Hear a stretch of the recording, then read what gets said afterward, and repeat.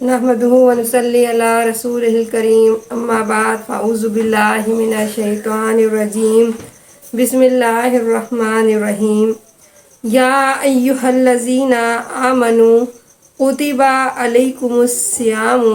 اے ایمان والو تم پر روزے فرض کیے گئے، کما کتب علی الذین من قبلکم، جس طرح تم سے اگلے لوگوں پر فرض کیے گئے تھے، لعلکم تتقون، تاکہ تم بچ جاؤ، ایاما معدودات، فمن کان منکم مریضا او علی سفر، گنتی کے چند ہی دن ہیں، لیکن تم میں سے جو شخص بیمار ہو یا سفر میں ہو، فعدۃ من ایام اخرى، تو وہ اور دنوں میں اس کی گنتی کو پورا کر لے، وعلی الذین یطیقونہ فدیۃ طعام مسکین، اور جو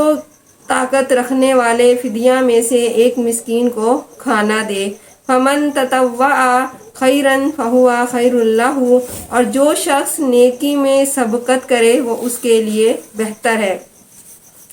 وَأَن تَصُومُوا خَيْرٌ، لیکن تمہارے حق میں افضل یہ ہے کہ ان کنتم تعلمون، کہ روزے رکھنا ہی بہتر ہے اگر تم با علم ہو۔ اللہ تعالیٰ اس امت کے ایمانداروں کو مخاطب کر کے انہیں حکم دے رہا ہے کہ روزے رکھو۔ روزے کے معنی ہے اللہ تعالیٰ کے فرمان کی بجا آوری کی خالص نیت کے ساتھ کھانے پینے اور جماع سے رک جانے کے ہیں۔ اس سے فائدہ یہ ہے کہ نفس انسان پاک، طیب اور صاف اور طاہر ہو جاتا ہے، اور جو برے خیالات ہیں وہ دل سے نکل جاتے ہیں۔ اس حکم کے ساتھ اللہ تبارک و تعالیٰ فرماتا ہے کہ تم تنہا نہیں ہو، بلکہ تم سے اگلے امتوں پر بھی روزہ فرض کیا گیا تھا، اور ان سے بھی یہی مقصد ہے کہ اس امت جو ہے یہ فریضہ کی بجا آوری میں اگلی امتوں سے پیچھے نہ رہ جائیں، اور وہ ثواب اور جو اللہ کی رحمت ہے ان سے پیچھے نہ رہ جائیں۔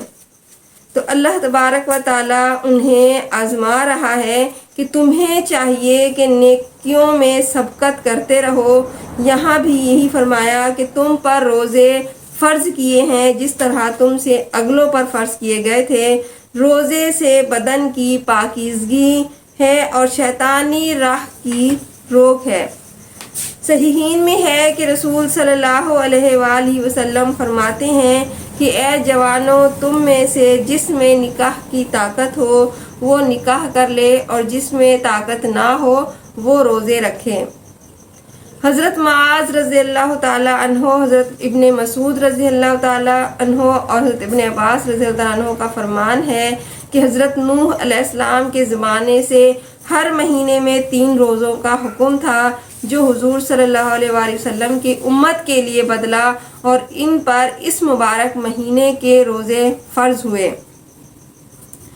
حضرت معاذ ابن جبل رضی اللہ عنہ فرماتے ہیں کہ نماز کی اور روزے کی 3 حالتیں بدلی گئیں۔ پہلے تو 16-17 مہینے تک مدینے میں آ کر حضور صلی اللہ علیہ وآلہ وسلم نے بیت المقدس کی طرف نماز ادا کی، پھر قد ترا یہ جو آیت ہے یہ نازل ہوئی، اور مکہ شریف کی طرف آپ نے منہ پھیرا۔